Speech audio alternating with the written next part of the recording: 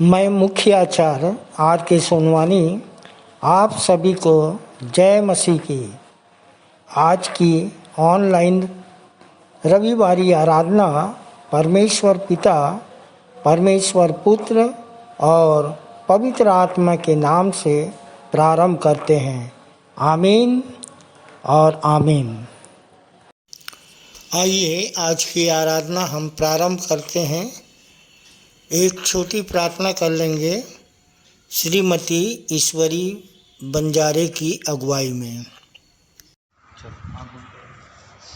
आप सबको जय मसीह की। मेरा नाम ईश्वरी बंजारे है और मैं ग्राम दर्जी घाट से आती हूँ। मुझे बहुत ज़्यादा शैतानी शक्ति लगी हुई थी। यही विश्वासी मंदिर की दुआ प्रार्थना से मैं भली चंगी स्वस्थ हूँ और जैसे मैं बची उसे दूसरों को बचाने की प्रयास करती हूँ। आइए हम प्रार्थना में जाएं। धन्यवाद धन्यवाद सर्वशक्तिमान सच्चा जिंदा पिता परमेश्वर, एक बार फिर आपके चरणों तले आते हैं पिता और धन्यवाद करते हैं प्रभु जी कि आपने हमें सुंदर अवसर दिया कि हम प्रथम प्रार्थना के लिए चुने गए हैं। आपने हमें पूरा सप्ताह भर संभाल के रखा जिंदों की ज़मीन में, इसलिए धन्यवाद करते हैं प्रभु जी। आप आकाश और पृथ्वी के कर्ता है, धरती पे धर्म जाने वाले परमेश्वर है। हम धन्यवाद करते हैं प्रभु जी संडे की प्रार्थना के लिए कि गीतों का गाया जाना, भेंटों का चढ़ाया जाना और संदेश का दिया जाना पिता, सब आपको सुखदायी सुगंधित में ग्रहण योग्य हो प्रभु जी। हम आपके सभी दास भक्तों की संगति में पिता आज सुबह संडे की आराधना को हम आपकी पाक उपस्थिति में चाहते हैं कि आपके माध्यम से हो सके प्रभु जी। हम प्रार्थना करते हैं पिता परमेश्वर, सारे देश या राज्य में जो भी आपकी स्तुति आराधना आपकी सारी कलीसियाओं में लगते हैं उन हर एक जगह के लिए पिता परमेश्वर, हम आपकी सभी दास भक्तों के संगति में, आपकी पाक उपस्थिति में, आपकी सहायता मदद में पिता हम इस प्रार्थना को मांग लेते हैं प्रभु यीशु के नाम से, आमीन। आइए हम सब परमेश्वर की महिमा के लिए गीत गा लेंगे। गीत का नंबर है स्तुति के गीत से 246, मन का दीप जला, जीवन दीप जला।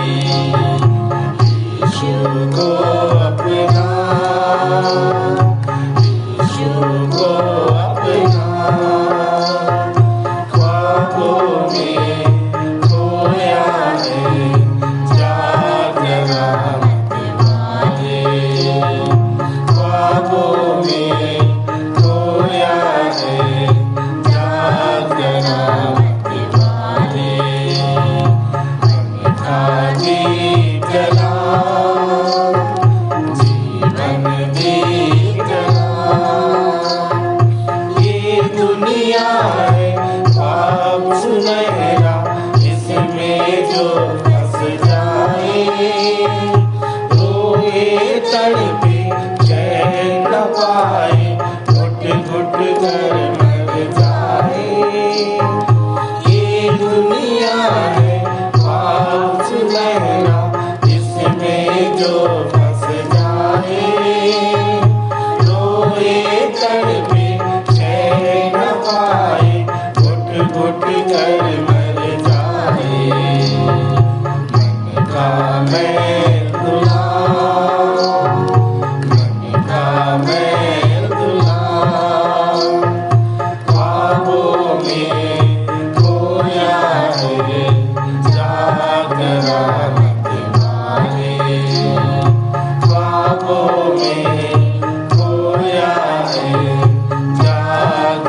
करामत वाले।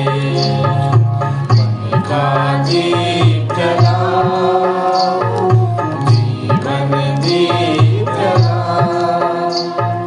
यीशु को तू अपने जीवन में अपना मीत बना ले।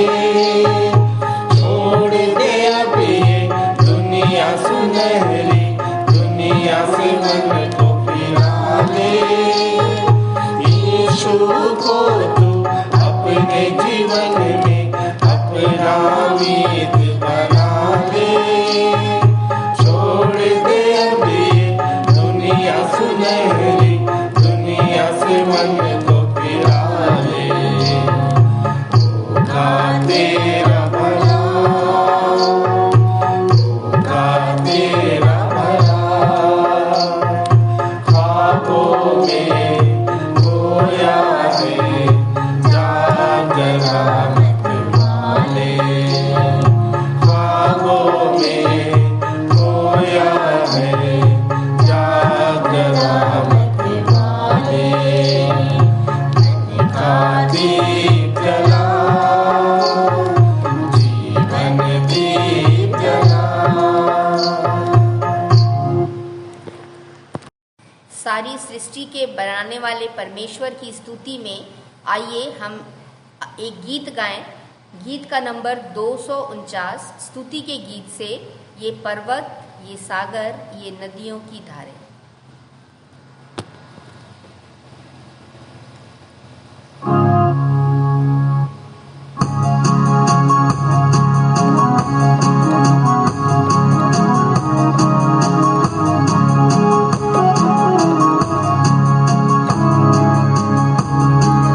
पर्वत, ये सागर, ये नदियों की धारें। पर्वत, ये सागर,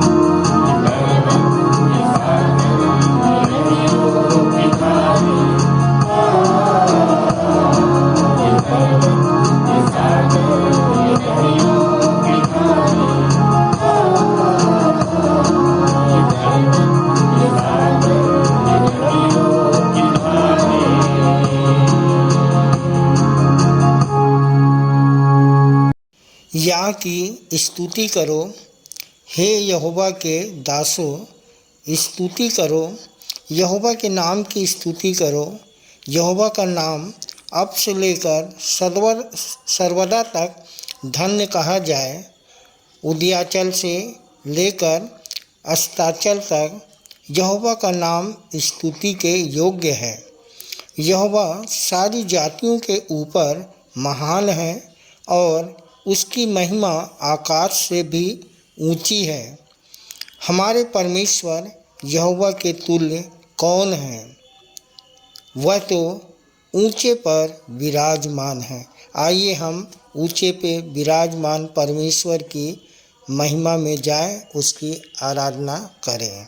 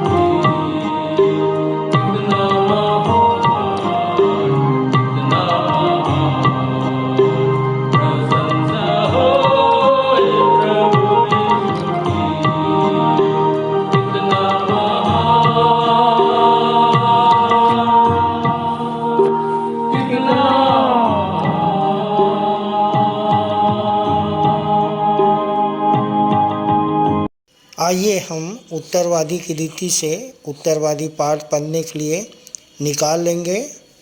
इब्रानियों 12 अध्याय जिसे हम पूरा पढ़ लेंगे और पढ़ने में अगुवाई करेंगी कुमारी ममता सांडे और उत्तर देंगी कुमारी प्रिया जयसल। को जय मसीह की। मेरा नाम कुमारी ममता सांडे है और मंदिर आते मुझे लगभग 8-9 वर्ष हो रहे हैं। यहीं आकर मैं जीवित परमेश्वर को जाने और जैसे मैं बची हूँ दूसरों को बचाने का प्रयास करती हूँ।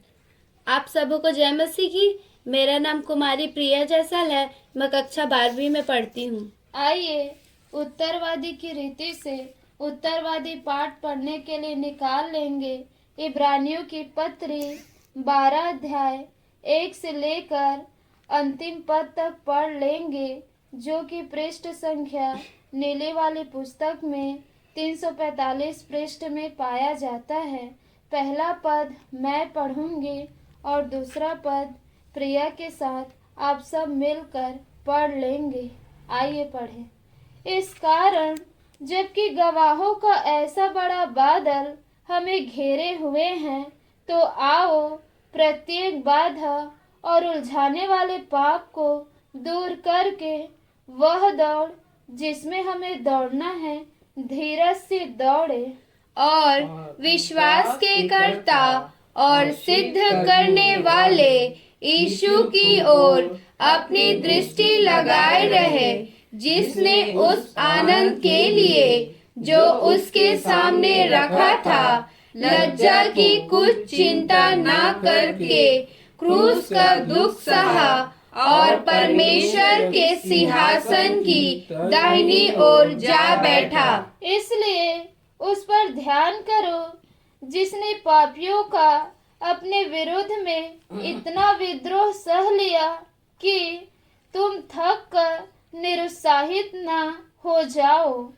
पाप से लड़ते हुए तुमने ऐसा संघर्ष नहीं किया कि तुम्हारा लहू बहा हो, और तुम उस उपदेश को जो तुम्हें पुत्र मानकर दिया गया है भूल गए हो। हे मेरे पुत्र, प्रभु की ताड़ना को हल्की बात ना समझ, और जब वह तुझे झिड़के तो हताश ना हो, क्योंकि प्रभु जिससे प्रेम करता है उसकी ताड़ना भी करता है, और जिसे पुत्र बना लेता है उसे कोड़े भी लगाता है। तुम दुख को ताड़ना समझकर सह लो, क्योंकि परमेश्वर तुम्हें पुत्र जानकर तुम्हारे साथ व्यवहार करता है। वह कौन सा पुत्र है जिसकी ताड़ना उसका पिता नहीं करता? पर यदि वह ताड़ना जो सबकी होती है तुम्हारी नहीं हुई, तो तुम पुत्र नहीं परंतु व्यभिचार की संतान ठहरे।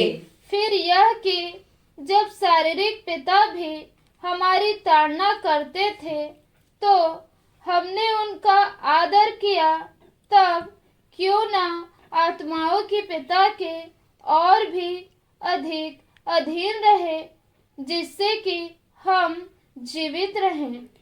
क्योंकि उन्होंने थोड़े समय के लिए जैसा भी उन्हें उत्तम जान पड़ा हमारी ताड़ना की, परंतु वह हमारे भले के लिए ताड़ना करता है कि हम उसकी पवित्रता में सहभागी हो जाएं। सब प्रकार की ताड़ना कुछ समय के लिए सुखदायी नहीं परंतु दुखदायी प्रतीत होती है। फिर भी जो इसके द्वारा प्रशिक्षित हो चुके हैं उन्हें बाद में धार्मिकता का शांतिदायक फल प्राप्त होता है।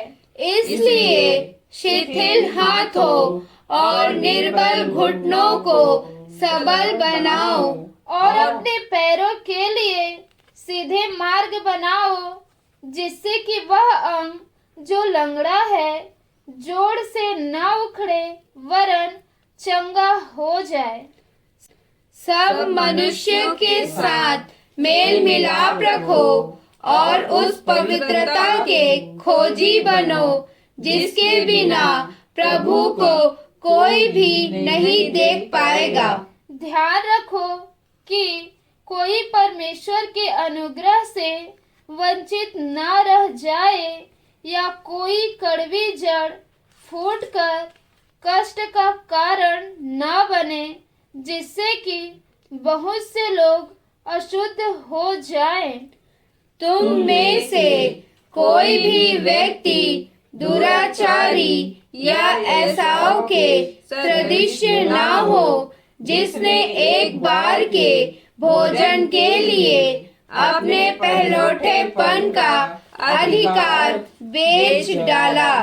तुम जानते हो कि इसके बाद जब उसने आशीष प्राप्त करनी चाही तो अयोग्य गिना गया और आंसू बहा बहा कर ढूंढने पर भी उसे पश्चाताप करने का अवसर ना मिला, क्योंकि तुम उस पर्वत के पास नहीं आए जिसे छुआ जा सके, और ना प्रज्वलित अग्नि, ना अंधकार, ना काली घटा और ना बवंडर के पास, और न ही तुरही नाद अथवा ऐसी कोई आवाज के पास आए जिसकी सुनने वालों ने विनती की कि अब आगे को उन्हें ऐसा और कोई शब्द सुनाई ना पड़े, क्योंकि वे उस आज्ञा को सह ना सके। यदि कोई पशु भी पर्वत को छुए तो उसका पथराव किया जाए। वह दृश्य इतना भयंकर था कि मूसा ने कहा, मैं अत्यंत भयभीत हूँ और कांपता हूँ। परंतु तुम तो सिय्योन पर्वत के और जीवित परमेश्वर के नगर स्वर्गीय यरूशलेम में तथा असंख्य स्वर्गदूतों के पास और महासभा अर्थात उन पहलौठों की कलीसिया के समीप जिनके नाम स्वर्ग में लिखे हैं और सबके न्यायाधीश परमेश्वर और सिद्ध किए हुए धर्मियों की आत्माओं की उपस्थिति में तथा नई वाचा के मध्यस्थ यीशु के और छिड़काव के उस लहू के पास आए हो, जो हाबिल के लहू की अपेक्षा उत्तम बातें कहता है। सावधान रहो और उस बोलने वाले का इनकार ना करो, क्योंकि जब वे लोग पृथ्वी पर चेतावनी देने वाले की अनसुनी करके ना बच सके, तो स्वर्ग से चेतावनी देने वाले की अनसुनी करके हम बिल्कुल ना बच सकेंगे। उस समय उसकी वाणी ने पृथ्वी को हिला दिया, परंतु अब उसने यह कहकर प्रतिज्ञा की है, एक बार फिर मैं ना केवल पृथ्वी को वरन आकाश को भी हिला दूंगा। और यह कथन एक बार फिर उन वस्तुओं के हटाए जाने की ओर संकेत करता है जो सृजी हुई होने के कारण हिलाई जा सकती है, जिससे कि जो वस्तुएं हिलाई नहीं जा सकती है वे बनी रहे। अतः जब हमें ऐसा राज्य मिलने पर है जो अटल है, तो आओ हम कृतज्ञ होकर आदर और भय सहित परमेश्वर की ऐसी उपासना करें जो उसे ग्रहण योग्य हो। अंतिम वचन हम सब एक साथ मिलकर पढ़ लेंगे। क्योंकि हमारा परमेश्वर भस्म करने वाली आग है। परमेश्वर पिता अपने वचन के पढ़े जाने और सुने जाने पर हम सबको आशीष दे। आमीन। आइए हम विश्वास वचन बोलें। मैं सर्वशक्तिमान पिता पर स्वर्ग और पृथ्वी के सृजनहार परमेश्वर पर विश्वास रखता हूँ। मैं उसके एकलौते पुत्र हमारे प्रभु यीशु मसीह पर, जो पवित्र आत्मा के सामर्थ के द्वारा कुमारी मरियम से जन्मा, जिसने पोंतियुस पिलातुस के राज्य में दुख उठाया, जो क्रूस पर टांगा गया और मारा गया, जो गाड़ा गया और अदृश्य लोक में पहुंचा, और तीसरे दिन मृतकों में से फिर जी उठा, जो स्वर्ग पर चला गया और सर्वशक्तिमान पिता परमेश्वर के दाहिने हाथ विराजमान है, और जीवितों और मृतकों का न्याय करने फिर आने वाला है। विश्वास रखता हूँ मैं पवित्र आत्मा पर, पवित्र सार्व कलीसिया पर, संतों की संगति पर, देह के पुनरुत्थान पर, पापों की क्षमा पर और अनंत जीवन पर विश्वास रखता हूँ। आमीन। सामान्य सामाजिक एवं पारिवारिक कलीसियाई प्रार्थना में जाएंगे और हमारे लिए प्रार्थना करने में अगुवाई करेंगी आचार्य कुमारी प्रतिभा शेष। सभी को जय मसीह की। मेरा नाम आचार्य कुमारी प्रतिभा शेष है। आइए प्रार्थना करें।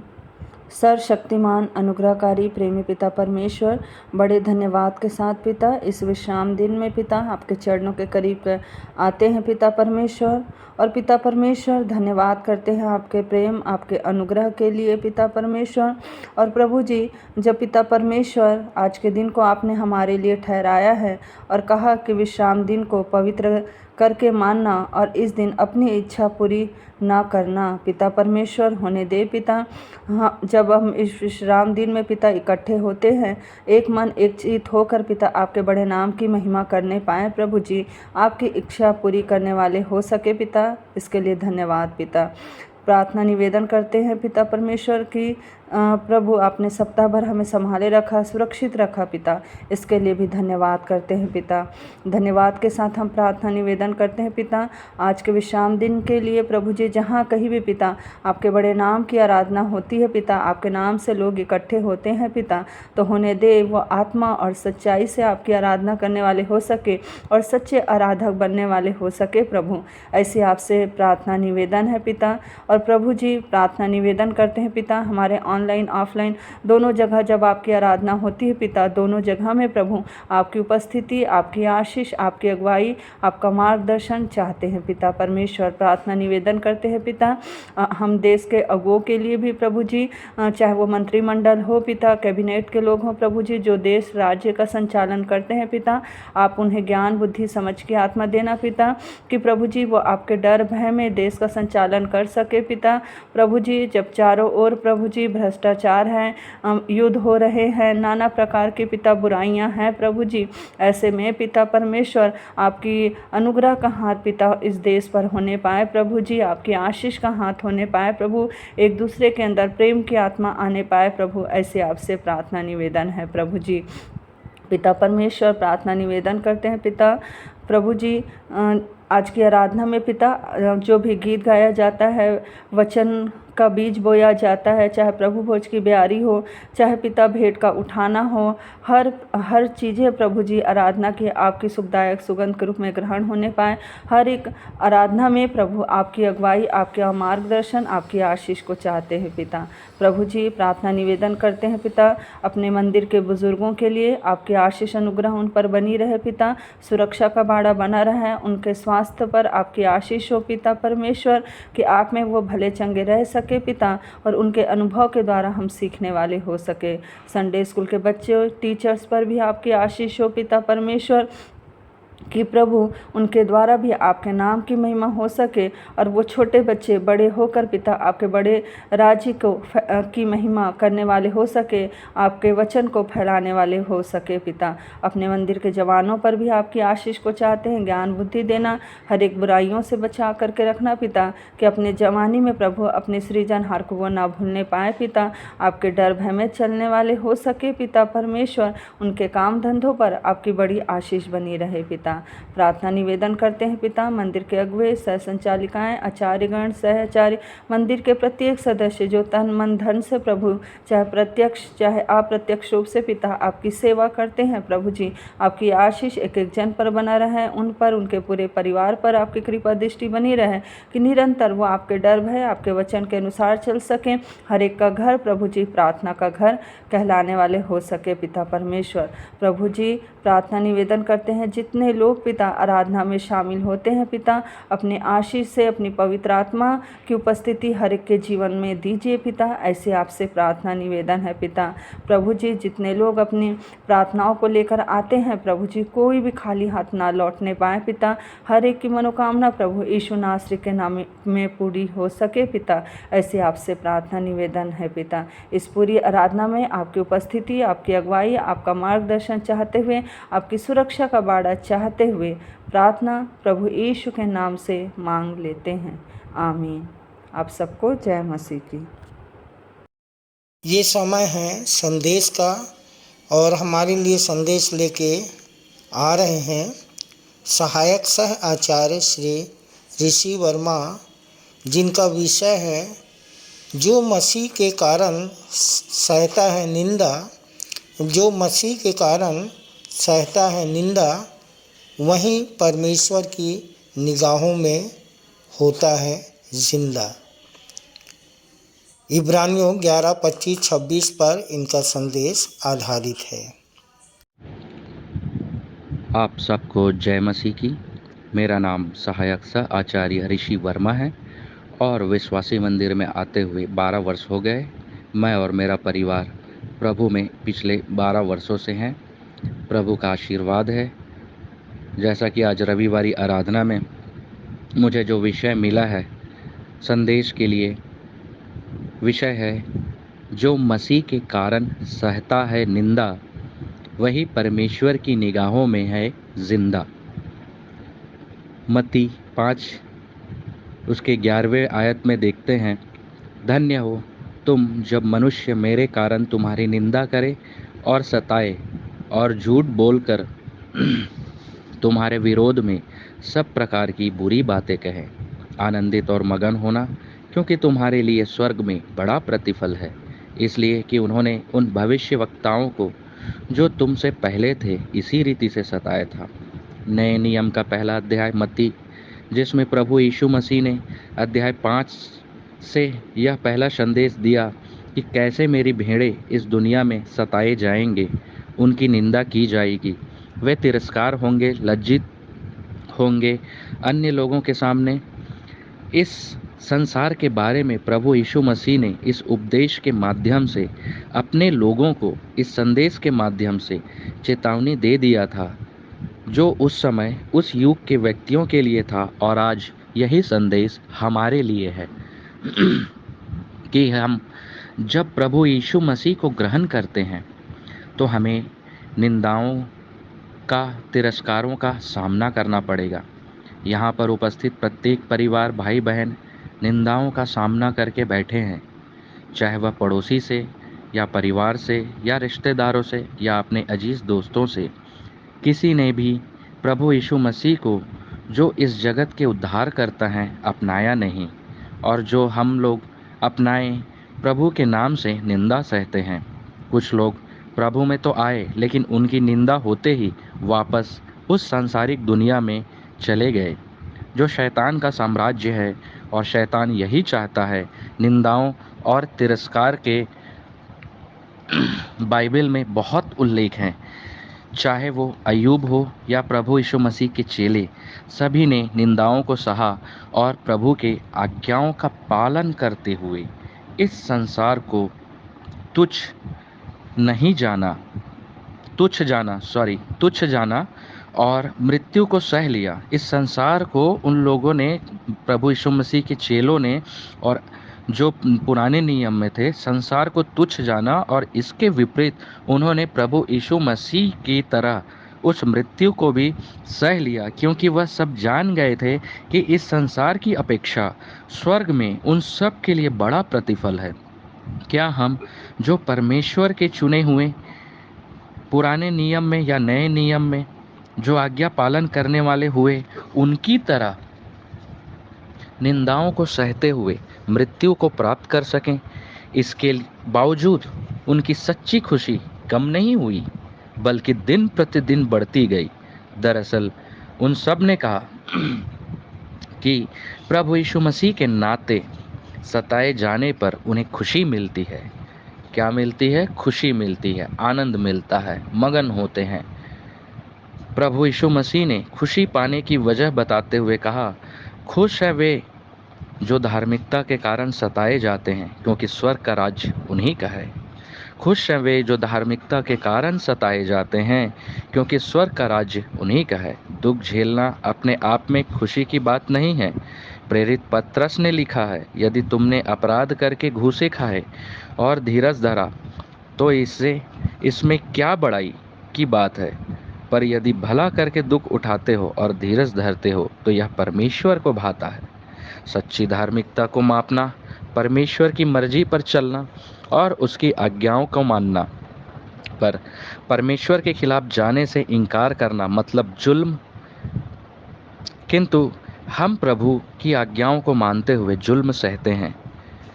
यह हमारे लिए आनंद की बात है, क्योंकि हम इस बात से आनंदित होकर प्रभु के नाम से निरादर होने के योग्य तो ठहरे और प्रतिदिन विश्वासी मंदिर में सुसमाचार सुनाने का काम निरंतर हो रहा है, जिससे प्रतिदिन यहाँ एक नई आत्मा जीती जाती है।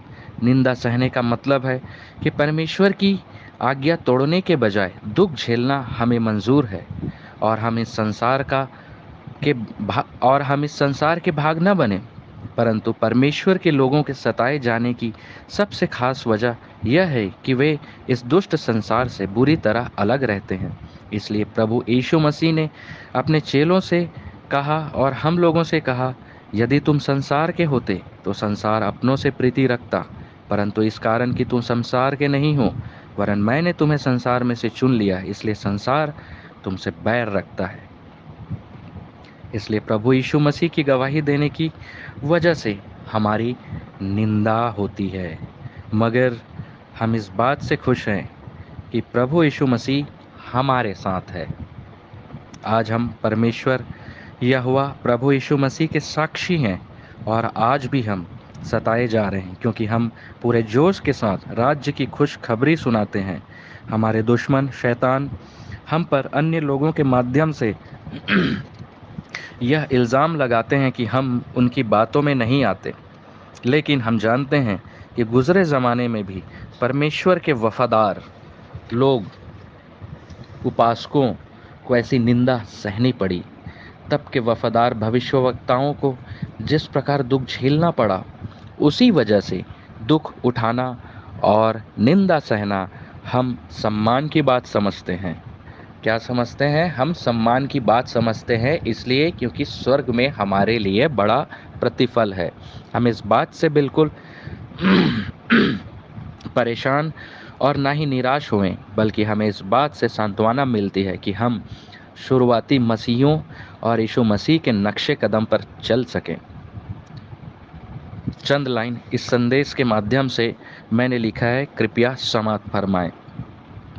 निंदा में लीन है खूब आजकल लोग, दिखा ऐब खुदा का नहीं, पाल रखा है रोग। निंदा में लीन है खूब आजकल लोग, दिखा ऐब खुदा का नहीं, पाल रखा है रोग। निंदा में लीन है और करे व्यभिचार, किए दुश्मनी अक्ल से होते सब लाचार। निंदा में लीन है, कहते हैं होता नहीं विकास, सांसारिक दुनिया में मस्त है, गायब है सबका विश्वास। जीवन में कभी अपनी निंदाओं से मत डरिए, जीवन में कभी अपनी निंदाओं से मत डरिए। डरना ही है तो निंदनीय काम करने से डरिए, डरना ही है तो निंदनीय काम करने से डरिए। क्योंकि निंदा तो उसी की होती है जो जिंदा है, क्योंकि निंदा तो उसी की होती है जो जिंदा है। तुम सत्य की निंदा करते हो, तुम सत्य की निंदा करते हो, खुद को शर्मिंदा करते हो। पल पल तुमसे ये पूछेगा कि कैसे जिंदा रहते हो, पल पल तुमसे ये पूछेगा कि कैसे जिंदा रहते हो। इसलिए निंदा से ना हो शर्मिंदा, इसलिए निंदा से ना हो शर्मिंदा, क्योंकि हमारा प्रभु यीशु मसीह है जिंदा। आप सबको जय मसीह की। सुंदर संदेश के लिए सहायक सह आचार्य श्री ऋषि वर्मा और उनके पूरे परिवार को प्रभु बहुतायत की आशीष दे। प्रभु भोज विधि का संचालन आचार्य श्रीमती सुनैना सिंह के द्वारा। आप सभी को जय मसीह की। मेरा नाम श्रीमती सुनैना सिंह है।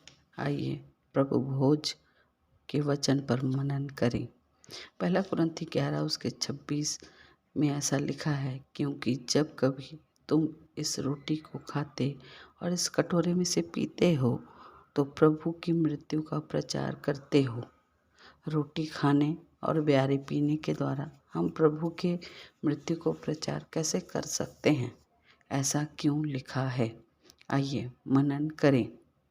यीशु मसीह ने क्यों नहीं कहा, या पौलुस जब लिख रहा था तो क्यों नहीं कहा कि हम यीशु मसीह के चमत्कार का प्रचार करें, जिसमें यीशु मसीह ने मुर्दों को जिला दिया, अंधों को ठीक कर दिया?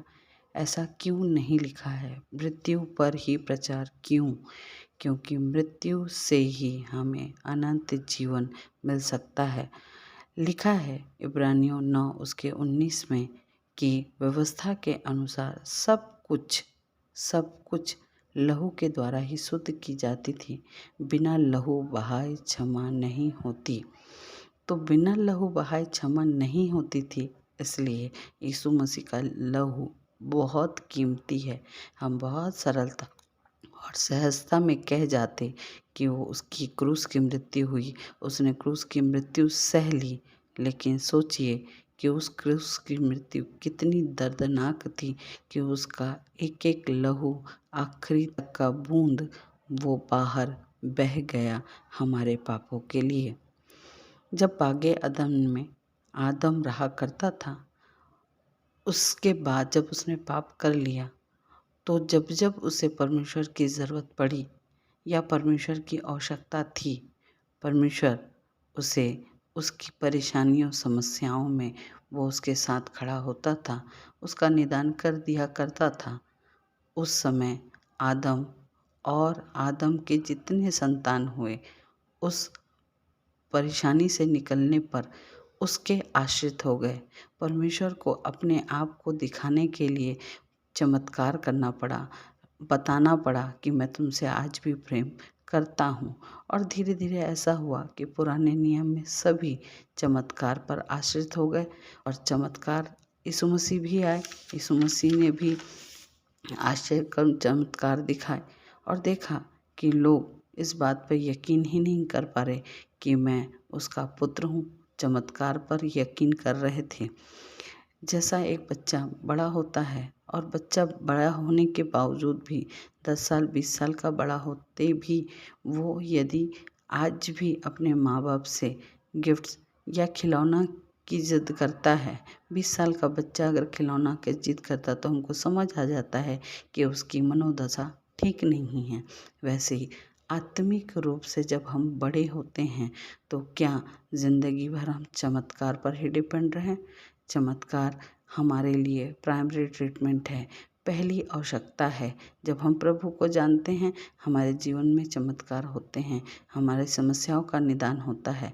लेकिन परमेश्वर चाहता नहीं कि हम चमत्कार पर डिपेंड रहें, हम उस आशीषों पर जाएं जिसके कारण उसके बेटे का हमारे लिए लहू बह गया। अदन की वाटिका में इससे पहले कि आदम पाप करता, परमेश्वर ने कहा कि फूलो फलो और पृथ्वी में भर जाओ। उस आशीषों को देने के लिए यीशु मसीह को क्रूस की मृत्यु सहनी पड़ी और वो फिर वापस हमारे लिए इस पृथ्वी पर आया। यहोशू 5:12 में लिखा है कि जब तक इज़राइल जब तक उस देश में नहीं पहुँचे तब तक तो मन्ना गिरा, लेकिन जिस दिन उन्होंने उस देश के उपज को खाया मन्ना उसी दिन बंद हो गया। इज़राइल उस मन्ना को नहीं प्राप्त कर पाए, लेकिन हम सौभाग्यशाली हैं। उस मन्ने से भी उत्तम प्रभु यीशु मसीह का देह और लहू आज तक हम प्राप्त कर रहे हैं और आत्मिक आशीषों को हम अपनी बढ़ा सकते हैं। चमत्कार सिर्फ एक समय के लिए होता है, वो हमारे लिए होता है। हम उस चमत्कार को दूसरों को नहीं बांट सकते, लेकिन आशीषें जब वो आशीषें हमें मिलती है हम दूसरों तक बांट सकते हैं। अब्राहम आशीषित हुआ, उसने अपने बेटे इसहाक को आशीषें दिया। अब्राहम के बाद में इसहाक के बाद में उसके बेटे आशीषित हुए। तो आशीषें प्राप्त करिए और आशीषों में निरंतर आगे बढ़ते चलिए, क्योंकि उस अनुग्रह, उस दया और उस पवित्र आत्मा को लेकर प्रभु यीशु मसीह आपके अंदर रहते हैं। तो इस विश्वास के साथ इस प्रभु भोज को आप ग्रहण करें। धन्यवाद। प्रभु भोज की विधि पर सुंदर टिप्पणी के लिए आचार्य श्रीमती सुनैना सिंह और उनके पूरे परिवार को प्रभु आशीष दे। आइए अपनी अपनी भेंटों एवं धन्यवादी भेंटों को देने के द्वारा परमेश्वर की महिमा करेंगे और इस समय हम गीत गा लेंगे। स्तुति के गीत से 110 नंबर हृदय भेंट चढ़ाएं, प्रभु को स्तुति प्रशंसा करें। तत्पश्चात भेंट की प्रार्थना करने में अगुवाई करेंगी कुमारी दिव्यानी सूर्यवंशी।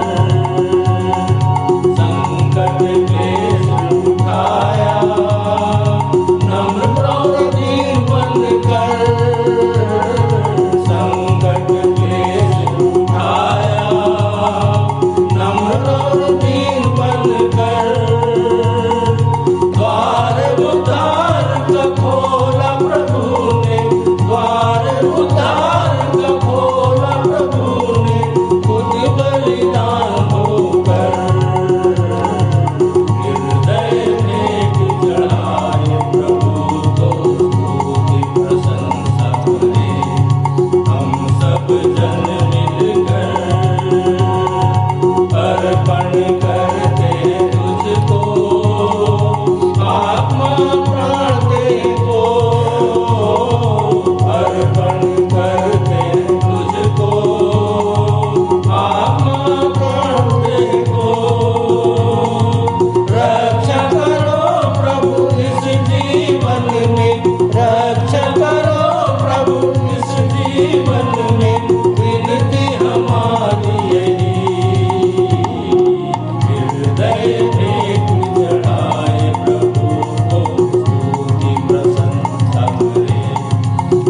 सब जन मिलकर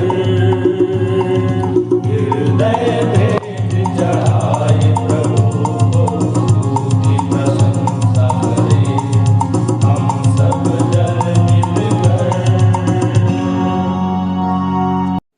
आइए हाथों को जोड़ें, सूर्य को झुकाएं और अपना ध्यान परमेश्वर की ओर लगाएं। आकाश के झरोखे खोलकर उत्तम आशीषों की बारिश करने वाले पिता परमेश्वर, एक बार फिर से आपके चरणों के समीप आते हैं प्रभु जी, और आपको धन्यवाद देते हैं पिता परमेश्वर उस सुंदर अवसर के लिए कि प्रार्थना से बातचीत करने के लिए हम सभी यहाँ पर उपस्थित हो पाए हैं। पिता परमेश्वर विशेषकर प्रार्थना इस भेंट के लिए करते हैं पिता परमेश्वर, जिसे पिता आपके आशीषों से प्राप्त एक छोटा सा अंश प्रभु जी हम आपके चरणों के समीप लाए हैं। पिता परमेश्वर, हम चाहते हैं कि इसे आप अपनी बड़ी दया से ग्रहण कीजिए, और पिता परमेश्वर ये भेंट पिता आपकी धर्म और राज्य की खोज के बढ़ती के लिए पिता उपयोग किए जा सके प्रभु जी। पिता परमेश्वर, प्रार्थना विनती करते हैं कि जो भी हमने पिता अपने घर में रख छोड़े हैं उन पर भी पिता परमेश्वर आपके आशीष को चाहते हैं, और पिता परमेश्वर उसे खर्च करने के हमें ज्ञान बुद्धि और समझ की आत्मा देना कि हम उनसे सही कार्यों में खर्च करने वाले हो सके प्रभु जी। पिता परमेश्वर, प्रार्थना विनती करते हैं कि जब हम आपको भेंट देते हैं पिता परमेश्वर तो कूड़ कर नहीं परंतु सहर्ष देने वाले हो सके प्रभु जी। जिन भी छोटे बड़े हाथों ने चढ़ाया है प्रभु जी, उन सभी को पिता परमेश्वर अपने आशीषों से माला माल कीजिए प्रभु जी, और जिन भी हाथों ने जिन्होंने भी पिता परमेश्वर आपको विशेष भेंट चढ़ाई है प्रभु जी, वो भी पिता उनके जीवन में ये अवसर बार बार आने वाले हो सके, यह सबसे प्रार्थना करते हैं पिता परमेश्वर। प्रार्थना विनती करते हैं जिन्होंने भी पिता परमेश्वर अपने बाड़ियों से फल सब्जियां लेके आए हैं पिता परमेश्वर, उन सभी पे पिता आपके आशीष को चाहते हैं कि उन्हें पिता परमेश्वर बढ़ाइए प्रभु जी, और वो सभी पिता परमेश्वर 100 गुना फल लाने वाले हो सके। पिता परमेश्वर, प्रार्थना विनती करते हैं कि हम प्रभु जी आपको पिता हम पिता परमेश्वर मौद्रिक मानसिकता के ना हो, परंतु प्रभु जी हम निर्बलता में सामर्थ्य की सिद्धि को प्राप्त करने वाले हो सके, और हम आपको पिता परमेश्वर अपने आप को जीवित पवित्र और भावता हुआ बलिदान करके चढ़ाने वाले हो सके। यही सबसे प्रार्थना है प्रभु जी। पिता परमेश्वर, आगे की आराधना को आपके सर्वसामर्थ्य हाथों में सौंपते हुए छोटी विनती प्रभु यीशु मसीह के मधुर और मीठे नाम से मांगते हैं, आमीन। मैं मुख्य आचार्य R.K. सोनवानी आप सभी को जय मसीह की। आप लोगों को सूचना से अवगत करा दूं, हमारी रविवारी आराधना ऑनलाइन और ऑफलाइन दोनों चलती है। समय का विशेष ध्यान दें, प्रातः 10 बजे से दोपहर 12:30 बजे तक। जिनको आराधना में जिम्मेदारी दी जाती है उनको ऑनलाइन और ऑफलाइन दोनों में बोलना है। ऑनलाइन के लिए अपना ऑडियो बनाकर शुक्रवार शाम तक अवश्य ही मुझको भेज देवे। विशेष सूचना, प्रायः यह देखा जा रहा है कि ऑनलाइन आराधना में जो प्रार्थना उत्तरवादी पाठ है, जो संदेश है कि रिकॉर्डिंग शुक्रवार शाम तक नहीं भेजी जाती, जिससे शनिवार रात भर सेटिंग करने में लग जाता है। अतः अब संचालक मंडल द्वारा निर्णय लिया गया है कि जिसकी रिकॉर्डिंग शुक्रवार शाम तक नहीं पहुंचेगी उसे आने वाले समय में अवसर नहीं दिया जाएगा। तदनुसार इस आदेश का कड़ाई से पालन किया जाएगा। आदेशानुसार संचालक मंडल विश्वासी मंदिर बिलासपुर। 22/10/2023 की रविवारी आराधना के लिए आप लोगों को सूचित कर दूं, जिसका संचालन करेंगी आचार्य डॉक्टर शीतला सूर्यवंशी। प्रारंभिक प्रार्थना कुमारी किरण सोनवानी के द्वारा। उत्तरवादी पाठ आमोस पहला अध्याय उसका 1 से 15 पद तक पढ़ लेंगे, और पढ़ने में अगुवाई करेंगे भाई अनीश जोगी, और उत्तर देंगी बहन राजनंदिनी लासरे।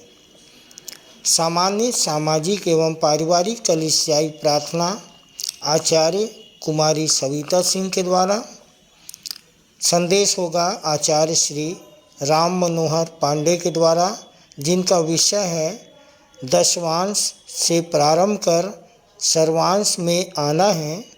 दशवांश से प्रारंभ कर सर्वांश में आना है। मन प्राण बुद्धि से प्रेम कर अनंत जीवन पाना है। आप अपने संदेश के लिए लुका 10:27 ले सकते हैं। प्रभु भोज विधि का संचालन सहायक सह आचार्य श्री सुपेंद्र केवट के द्वारा, जो सरसेनी कलिसा से हैं। भेंट की प्रार्थना भाई सतीश गंगावने के द्वारा। मुख्य संदेश हम अपने संचालक जी से उत्तरवादी पाठ पर सुन लेंगे और अंतिम प्रार्थना में अगुवाई करेंगे आचार्य श्री दीपक कुमार भोई और सह संचालिका डॉक्टर अल्पना राम जी की आशीष से सभा का समापन करेंगे। धन्यवाद। आइए और अंत में सुन लेते हैं अपने मंदिर के संचालक जी द्वारा पिछले सप्ताह के संदेशों की समीक्षा, मंदिर की वर्तमान स्थिति एवं भविष्य की योजनाएं तथा उत्तरवादी पाठ पर संक्षिप्त टिप्पणी। सबको जय मसीह की। प्रियो, आज 15/10/23 और हमारी जो खुमारी है, अभी तक हमारे लोगों को 2 तारीख के सम्मेलन की कि सब बड़े खुश हैं और बहुत अच्छी प्रतिक्रियाएं आ रही हैं। हम लोगों को बहुत अच्छा रिस्पांस दे रही हैं। बहुत लोग, हमारी बहनों को याद किया जाता है जो हमारी मुख्य अतिथि थी मिसेस जेकब और मुख्य वक्ता श्रीमती पाईवाल।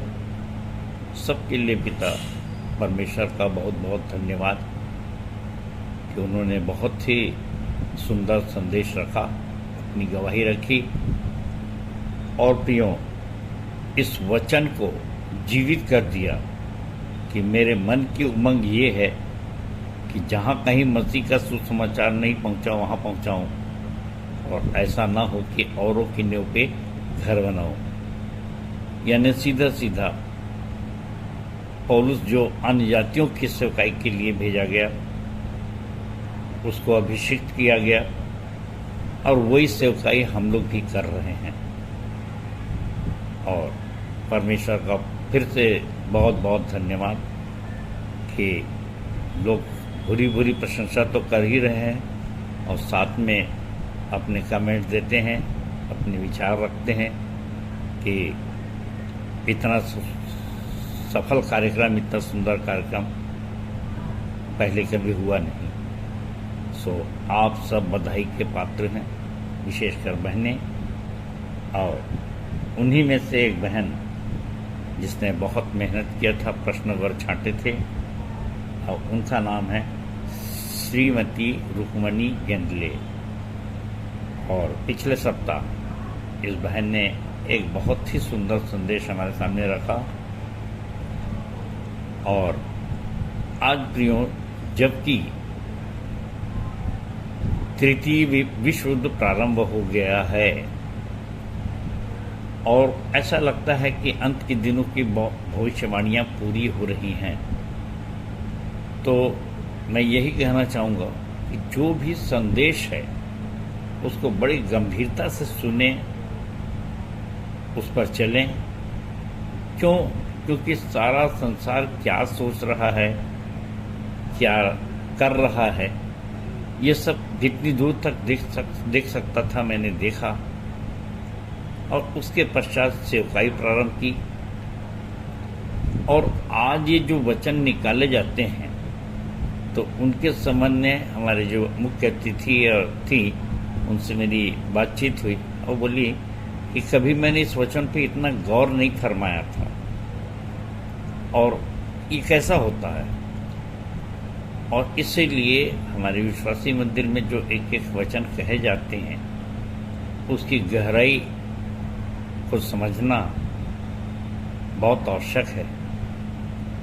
और बहन रुक्मणी गेंद्रे का जो विषय था, आत्मा ने किया इजाद और सत्य करेगा आज़ाद। तो ये यूहन्ना 8:32 से है और हम जानते हैं लिखा है 8:32 में, यूहन्ना 8:32 में, तुम सत्य को जानोगे और सत्य तुम्हें आज़ाद करेगा। और पियो, इसके पहले कि मैं बहन के इसमें आगे बढ़ूं, जैसा लिखा जाता है हमारी कलीसिया की एक कमज़ोरी है। और कमज़ोरी क्या है, जो मेरे को सर्वेश श्रीवास्तव भाई ने विशेष रूप से बताया भी लिख करके भी, कि आत्मा ने किया इजाद। तो यहाँ पे द है, त नहीं है। और इसी प्रकार से हम कहते हैं समात फरमाइए, तो द है। तो इस उच्चारण को लिखने में और बोलने में भी हमेशा सतर्क रहें। और ये हमारी कलीसिया की खास कमजोरी है। मैंने व्हाइट बोर्ड में भी बड़े बड़े अक्षर में लिखा था कि आप लोग श बोलना सीखिए, SH श। और इसी प्रकार से ज एक शब्द है, ज नहीं, ज अपनी जगह है, ज है Z से जो आता है। तो उस शब्द का उच्चारण अवश्य करना सीखिए, प्रैक्टिस करिए, ताकि आपका संदेश प्रभावशाली हो सके। और बहन ने हमको बताया कि देखिए कितनी सुंदर बहन ने गवाही दी कि पिछले ही महीने उनके माता पिता दोनों प्रभु में सो गए और जो रिस्पांस हमारे लोगों ने दिया तो उनके अपने स्वजाति लोग देखते रह गए। वे हमेशा इस दिन का इंतज़ार कर रहे थे कि इसको बहुत पीड़ा होगी, क्योंकि ये प्रभु को ग्रहण कर लिए। सो परमेश्वर कैसे कैसी व्यवस्था करता है, और वे भी बुरी बुरी तारीफ करके चले गए, उनके रिश्तेदार भी। सो परमेश्वर का धन्यवाद हो। और इस बहन ने बताया कि इजाद शब्द का है किसी नए वस्तु के निर्माण करना, ये इजाद शब्द का अर्थ है। और परमेश्वर जो आत्मा है, वो आत्मा भी दो आत्मा के तीन प्रकार, एक परमेश्वर की आत्मा, दूसरा उसके द्वारा निकली पवित्र आत्मा और तीसरी दुष्ट आत्मा। सो परमेश्वर तो आत्मा, प्रेम, वचन, सत्य और ज्योति है। और उसने मनुष्य को बनाया और उसको बनाकर उसने पवित्र आत्मा दिया। और इस प्रकार से उसने एक आदम हवा, स्त्री पुरुष का निर्माण किया, इजाद किया। और ये इजाद करना का अर्थ है कि परमेश्वर की एक नई खोज। और अगर हम विश्वासी मंदिर के एंगल से देखें तो बहन ने बताया कि हमारे संचालक जी और उसके बाद संचालिकाएँ आचार्य तिवारी जी और राठौर जी और ऐसे बहुत से जितने भी आचार्य हैं, सब ये परमेश्वर ने इनको खोजा और ये रास्ता दिखाया। बहन ने बताया कि उनमें से एक मैं भी हूँ। और बताया कि हम तो नाना प्रकार की समस्याओं से घिरे थे। तो परमेश्वर ने हमें बुला करके और अपनी पवित्र आत्मा दिया, हमारी आंखें खोला। हमारा जीवन तो अंधकारमय था, बहुत सी समस्याओं से घिरे थे, परंतु परमेश्वर ने एक नई सृष्टि हमको बनाया है, दूसरा कुरिन्थियों 5:17 के अनुसार। और ये सब उसका अनुग्रह है। सो परमेश्वर मरकुस 2:17 के अनुसार धर्मियों को नहीं, हम पापियों को बचाने के लिए आया और ढूंढा। सो यूहन्ना 1:8 के अनुसार हमें स्वीकार करना है, अंगीकार करना है कि हम पापी थे और पापी हैं। सो सत्य यह है कि यीशु ही प्रभु है, वही एकमात्र उद्धार करता है। और इस सत्य को यदि हम स्वीकार करते हैं, अंगीकार करते हैं, तो निश्चित रूप से आज़ाद होंगे।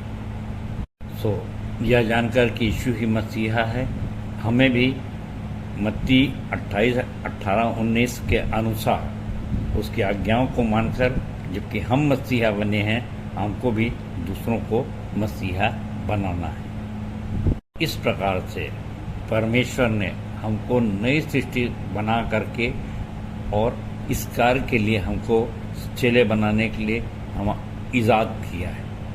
और इसके पश्चात हमारा प्रभु भोज का संचालन आचार्य श्रीमती प्रेमलाल पटनायक ने किया। और बहन ने बताया कि 1 कुरिन्थियों 11:23 के अनुसार हमको उस देह को, जो प्रभु यीशु मसीह की देह है, और उसके लहू को पहचानना है, स्मरण करना है, क्योंकि प्रभु भोज यीशु मसीह की देह का वर्णन करता है।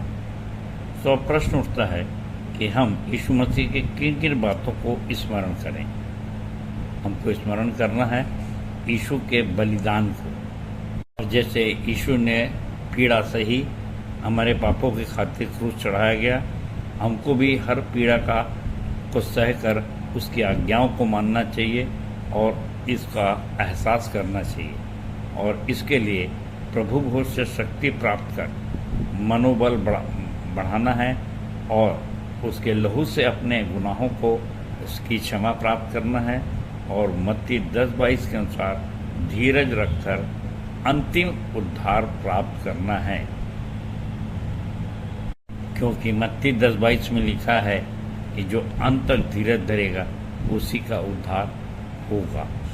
और इस मांस एवं लहू से हमको शुद्ध बुद्धि और विवेक प्राप्त होता है, और शुद्ध बुद्धि और विवेक से ही प्रभु भोज ग्रहण करना चाहिए, जिससे कि हम अपने ऊपर दंड न लाएं। सो दोनों बहनों को, बहन रुक्मणी गेंदले को भी और बहन श्रीमती प्रेमलता पटनायक को भी परमेश्वर बहुतायत की आशीष दे और अपने और भी कार्य प्रचार प्रसार के लिए नई शक्ति, नई ऊर्जा प्रदान करे। धन्यवाद। प्रियो, इसके पश्चात मेरा संदेश था, जो कि हमारा आदर्श वचन है, जिसमें कि हमारा आदर्श वचन पाया जाता है, और वो है रोमी 15:14 से 33। और एक आश्चर्य की बात बताऊं कि जितना भाग हमने उत्तरवादी के रूप में पढ़ा, हमारी बड़ी कलीसियाओं में और अन्य कलीसियाओं में भी जहाँ जहाँ की बहनें आई थी, सबके आराधनालयों में ये पाठ पढ़ा गया और इस पर संदेश दिया गया। प्रियो, इस संदेश में मैंने बताने का प्रयास किया था कि कैसे पौलुस शुरू करता है 14 से कि मैं तुम्हारे विषय में जानता हूँ कि तुम ईश्वरी ज्ञान से भरपूर हो। कोई अपने बाइबल ज्ञान को कम नहीं आंकता, तो भी उनके ज्ञान से और कुछ सिखाना बड़ा कठिन होता है। तो भी 15 में कहता है, मैं हिम्मत करके मैंने तुमको कुछ लिखा है, और वो भी कैसा लिखा है, सार्वजनिक रूप से इसको घोषणा नहीं कर रहा हूँ। और इसके लिए उसने गलातियों 2:2 का सहारा लिया कि तुम में जो बड़े समझे जाते हैं, बहुत ज्ञानी लोग हैं और बहुत पहुँचे हुए लोग हैं, उनको एकांत में ले जाकर, गलातियों 2:2 मैंने उनको समझाया कि मेरा परमेश्वर का अनुग्रह मुझ पर कैसा हुआ है। और याकूब, कैफा, यूहन्ना, पतरस से अलग मुझको काम दिया गया है। जाओ सब अन्य जातियों के पास जाकर उनको सबको सुसंदेश दो। इस प्रकार से 20वें पद में वो कहता है, और मैं इसको अंग्रेजी और हिंदी दोनों में बोलूँगा, कि it has always been my ambitious to preach the gospel where Christ was not known, so that I would not be building on someone else's foundation। पर मेरे मन की उमंग ये है कि जहाँ जहाँ मसीह का सुसमाचार नहीं प्रचार किया वहाँ पहुँचाऊँ, और ऐसा न हो कि औरों के नियम में घर बनाऊँ। पर प्रियो, आप सबके लिए एक खोज का विषय है 21वां पद, कि ऐसा क्यों लिखा है। बहुत ढेर सारे विचार हो सकते हैं, पर आप करिए विचार, परंतु जैसा लिखा है वैसा ही हो, कि जिन्हें उसका सुसमाचार नहीं पहुंचा वे ही देखेंगे और जिन्होंने नहीं सुना वे ही समझेंगे। ये यशायाह 52:15 में ऐसा लिखा है। यही बात उसने प्रेरितों के काम 28, 24, 29 में भी कहा कि सुनते तो रहोगे लेकिन नहीं समझोगे, और इसलिए बहुत सारे विवाद होते हैं। और मैंने अपनी कविता को भी संदर्भ दिया, कविता नंबर 176, और जिसका आखिरी पद पढ़ा था कि यही विवाद का कारण बनता है। तो प्रियो, इस समस्या का सामना यीशु मसीह भी कर रहे थे, और उन्होंने मत्ती 9:17 में लिखा, जिसका मैंने भी वर्णन अपने संपादकीय में किया है, हमन गाना गावन पुस्तक की। और उसमें इस प्रकार से है कि इसलिए यीशु ने कहा कि नया दाखरस पुरानी मशकों में नहीं रखा जाता, क्योंकि वो फट जाएगा। सो आप सब स्मरण रखें कि हमारा विश्वासी मंदिर का प्रकाशन दर्शन भी इसी प्रकार से नया है, और जब हम जाते हैं पुराने लोगों के पास तो बहुत सी समस्या पैदा होती है। और इसलिए पौलुस ने फिर 30 से 31 आखिरी पद में कहा था कि मेरे लिए प्रार्थना करें कि मेरी सेवा यरूशलेम के पवित्र लोगों को भाए, पुराने लोगों को शायद नहीं भाएगी। इसलिए आप भी एक दूसरे के लिए प्रार्थना करते रहें। सो अब आइए आज का उत्तरवादी पाठ की ओर जाएं। इब्रानी 12:1 से 29। सो आज का उत्तरवादी पाठ है इब्रानी 12:1 से 29, और इसके पहले पद को मैं पढ़ रहा हूँ, जिसमें इस प्रकार से लिखा है, इस कारण जबकि गवाहों का ऐसा बड़ा बादल हमको घेरे हुए है, तो आओ हर एक रोकने वाली वस्तु और उलझाने वाले पाप को दूर करके वह दौड़ जिसमें हमें दौड़ना है, धीरज से दौड़ें। प्रियो, इसके पहले कि हम इस वचन पर आगे बढ़ें, मैं स्मरण करता हूँ इसके पहले के पद है इब्रानी 11 का 39 और 40वां पद। और मेरा ये वचन पढ़ने का अर्थ ये है कि आप आज का जो मनुष्य है, आज की जो विश्वासी हैं, मैं और आप हैं, हमारा कितना महत्व है इसे पहचाने जाने। क्योंकि अक्सर हम इन बातों को कहते हैं कि भाई मूसा था, इब्राहिम था, दाऊद था, ये बड़े शक्तिशाली थे, और उनके सामने हम अपने आप को बहुत तुच्छ समझने लग जाते हैं और उन्हीं का उदाहरण देते हैं। परंतु यहाँ पर यीशु मसीह ने एक बात कही है, और जिसको मुझको बोर्ड में लिखना पड़ा, और जब मैं संदेश देता हूँ तो एक बात को याद रखिएगा कि ये नए प्रकाशन, नए दर्शन की बातें हैं।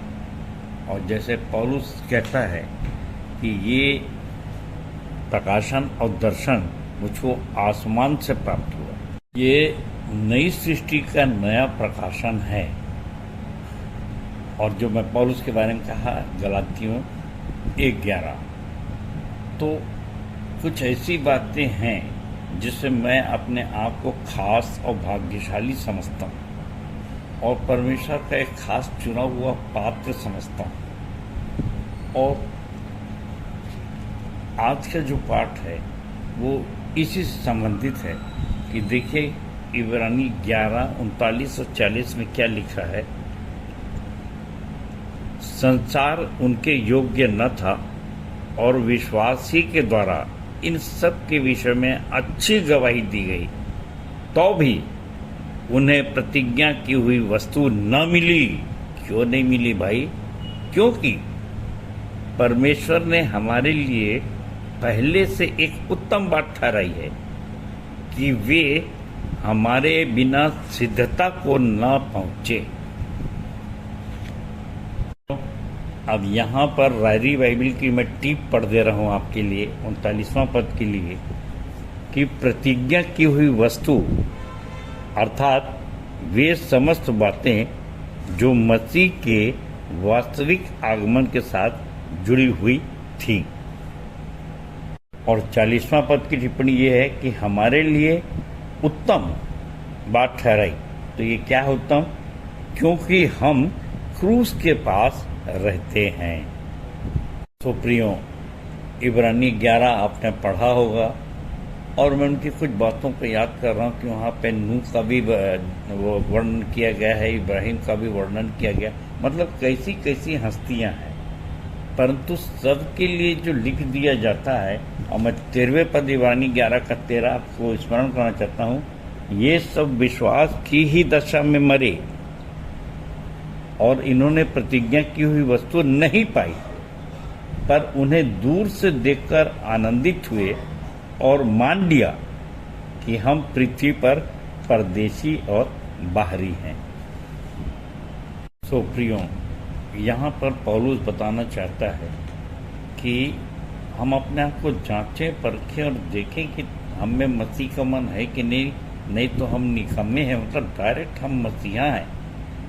और अगर इस बात को ध्यान में रखकर हम आगे बढ़ें तो यहाँ पर 12वें पद में फिर से कहूँगा कि जबकि गवाहों का ऐसा बड़ा बादल हमको घेरे हुए है, तो आओ हर एक रोकने वाली वस्तु और उलझाने वाले पाप को दूर करके वह दौड़ जिसमें हमें दौड़ना है, धीरज से दौड़ें।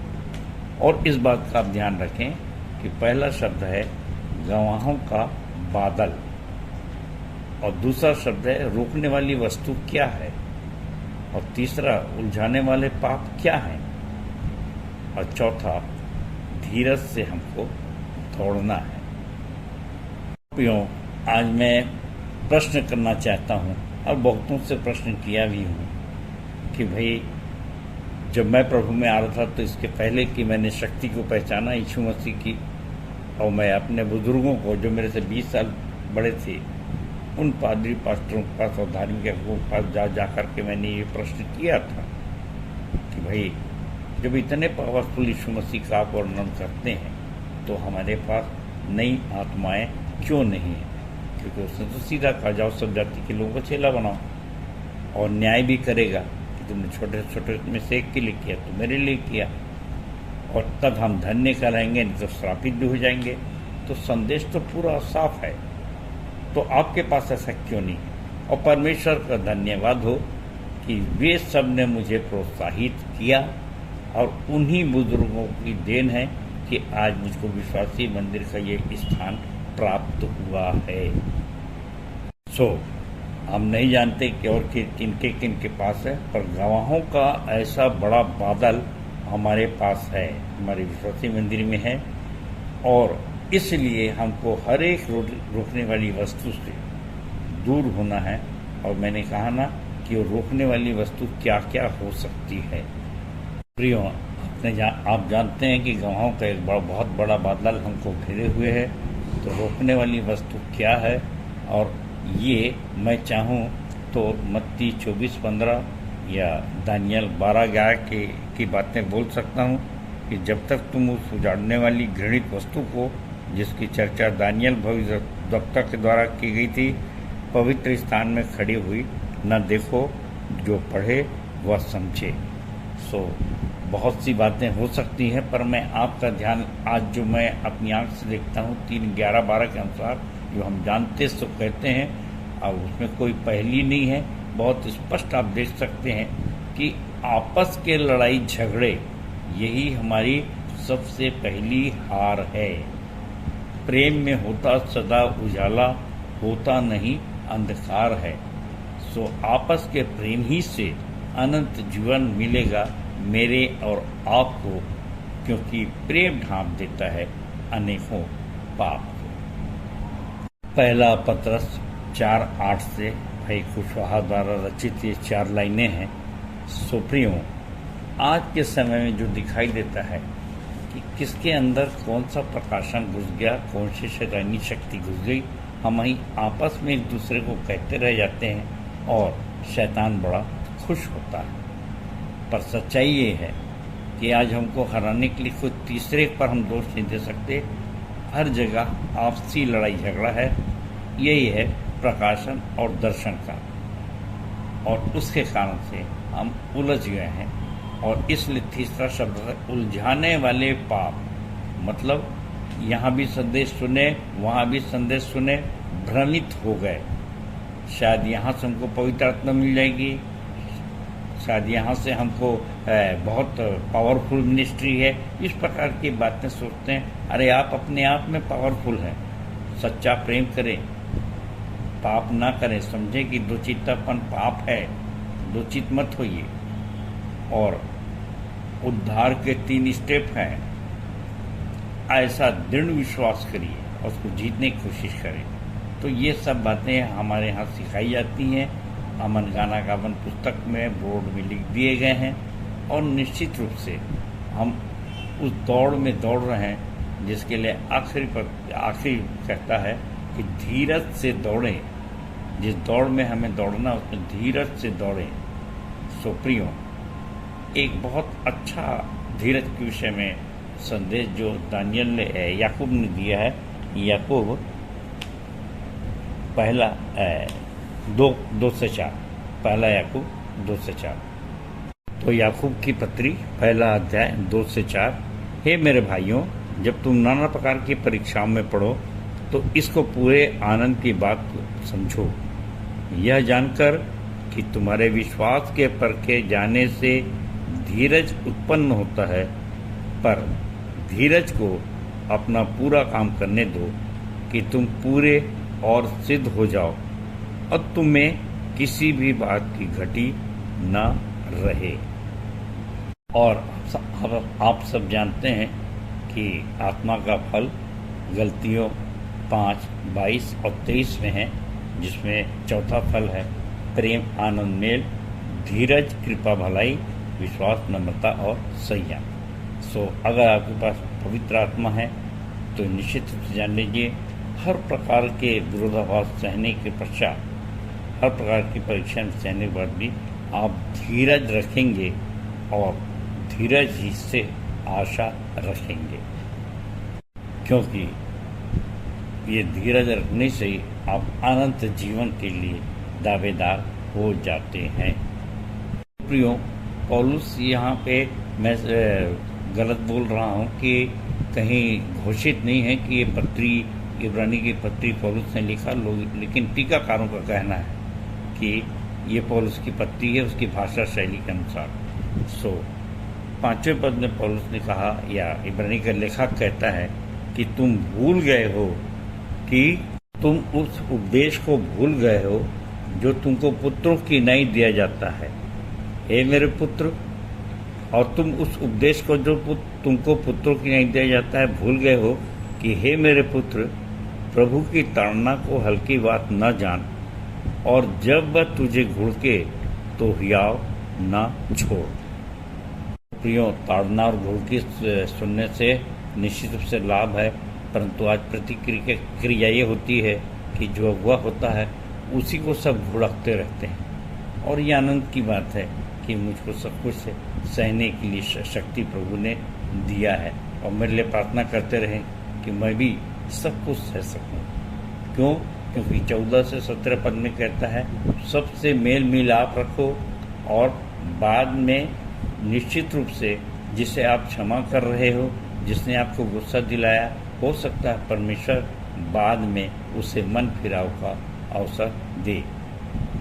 तो अपनी पवित्र आत्मा को स्मरण करो कि आपको सहना है, और यदि आप नहीं सहेंगे, आप या मैं क्रोध करेंगे, तो एसाव की नहीं, हमको फिर से दूसरा अवसर नहीं मिलेगा।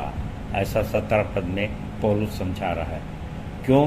क्योंकि 18 से 21 पद देखेंगे कि तुम व्यवस्था के अधीन नहीं हो, और बल्कि जहाँ पे इतना कठिन था, पाप बलि, दोष बलि, मेल बलि, वेदी पर पास जा कर के कैसे याजक प्रायश्चित करता था, तो तुम उस व्यवस्था के अनुसार नहीं हो, और तुम यीशु के अधीन हो, नई वाचा का जो मध्यस्थ है। इस प्रकार से 25वें पद पर वो मेरे को और आपको दोनों को सावधान कर रहा है कि जबकि वे जो थे पुराने लोग, पृथ्वी पर की चेतावनी जबकि दी जाती थी, मूसा की चेतावनी तो कड़ाई से उसका पालन करते थे। बहुत मुश्किल जाती थी व्यवस्था को पूरी करना, परंतु हमको जो चेतावनी दी जाती है ये पृथ्वी पर नहीं बल्कि स्वर्ग से यीशु मसीह के द्वारा चेतावनी दी जा रही है। तो हम और भी सावधान रहें। ये मूसा की व्यवस्था की चेतावनी नहीं है, परंतु जीवते परमेश्वर की चेतावनी है। और इसलिए वो 29वें पद में कहता है, क्योंकि हमारा परमेश्वर भस्म कर देने वाली आग है। क्योंकि प्रियो, भजन 103:8 में लिखा है कि परमेश्वर अति करुणामय है और विलंब से कोप करने वाला है। और इस प्रकार के जो विचार हैं नहम्याह 9:17, गिनती 14:18, इसमें थोड़े शब्द बदल के किए गए हैं कि हम कैसे परमेश्वर का भय माने, क्योंकि परमेश्वर का भय मानना बुद्धि का मूल है। तो प्रियो, अगर यीशु के राह पे चलना और सच्चे मसीही बनना, जैसे कांटों के सेज में चलना, तो यीशु की राह में चलते हैं, हम कांटों की राह पे चलते हैं। और इसलिए चाहे हमारी उलाहना दी जाती है, हमको प्रताड़ना दिया जाता है अनजातियों के द्वारा और कभी कभी हमारे चेलों के द्वारा भी, तो निश्चित रूप से सब कुछ सहना है और उलाहना देकर उनको समझाना भी है। सो परमेश्वर अपने वचन के कहे जाने पर मुझको और आप सबको बहुतायत की आशीष दे। सबको जय मसीह की। धन्यवाद, धन्यवाद और धन्यवाद। उत्तरवादी पाठ पर सुंदर सारगर्भित एवं व्यवहारिक टिप्पणी के लिए अपने संचालक जी का बहुत बहुत धन्यवाद करते हैं। तालियां। हम अपनी आराधना के अंतिम चरण में हैं। अंतिम गीत गाएंगे स्तुति के गीत से 101 नंबर, यीशु कहता तू साफ उजाला दे। अंतिम प्रार्थना करने में अगुवाई करेंगी सहायक सह आचार्य श्रीमती आरती करोसिया और प्रभु की प्रार्थना और सह संचालिका श्रीमती अर्चना दास जी की आशीष से सभा का समापन करेंगे।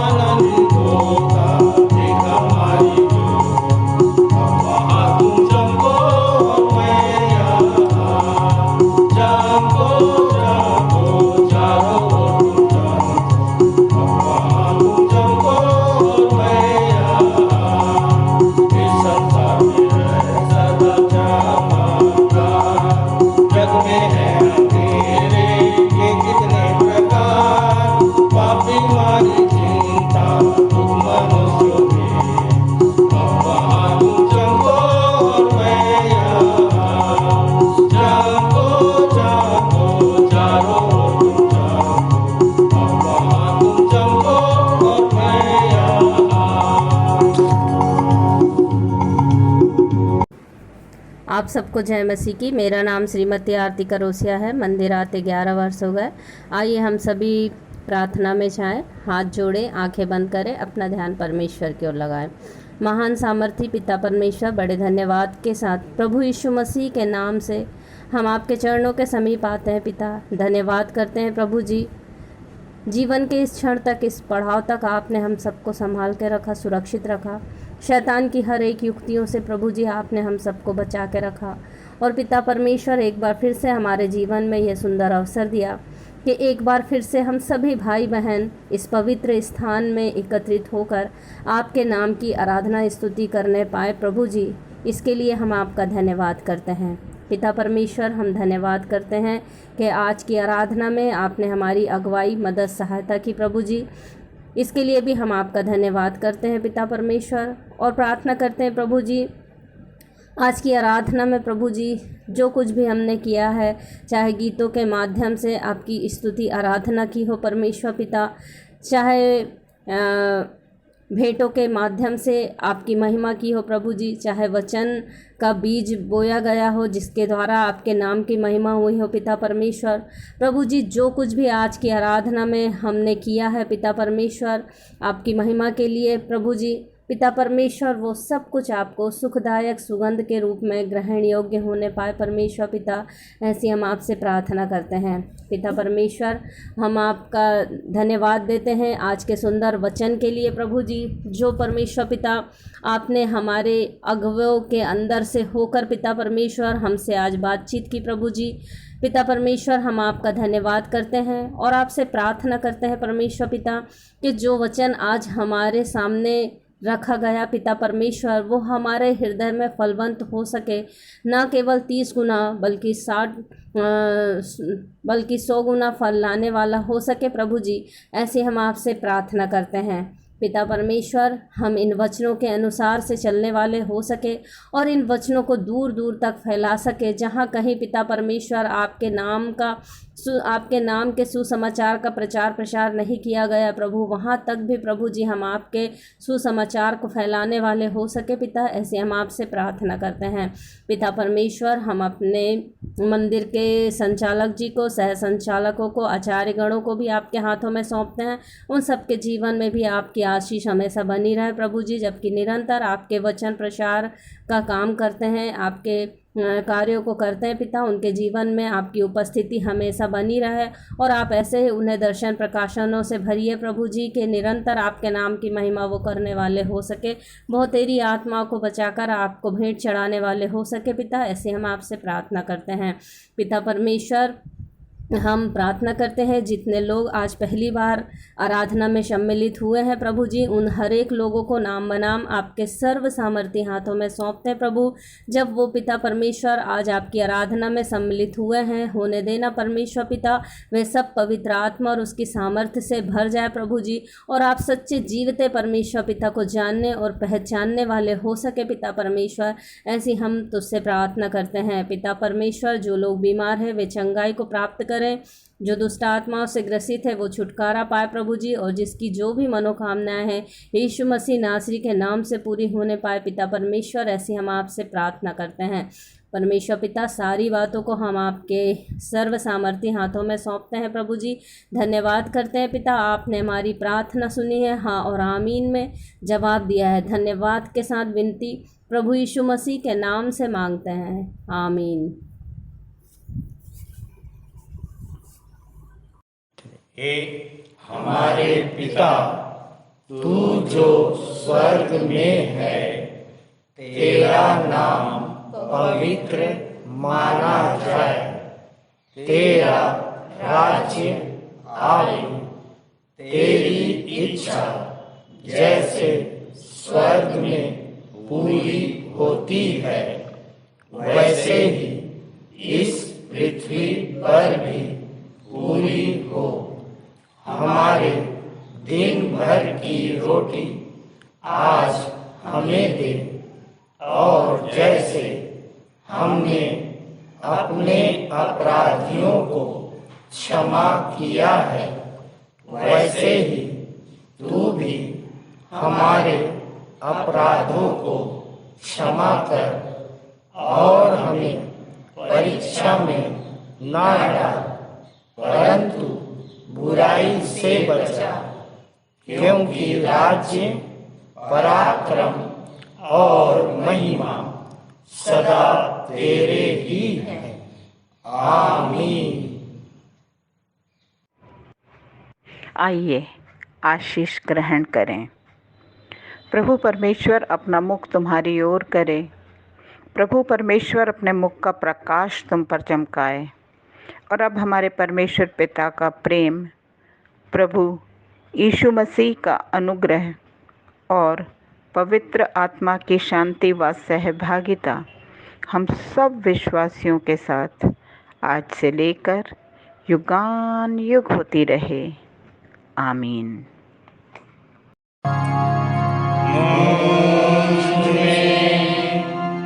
यीशु की शोभा दिखाई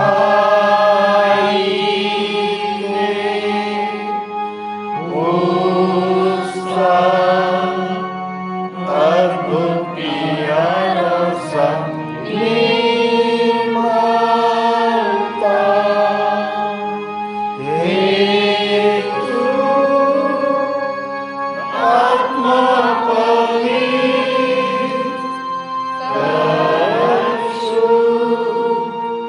मेरा शरीर मुझ में यीशु की शोभा दिखाई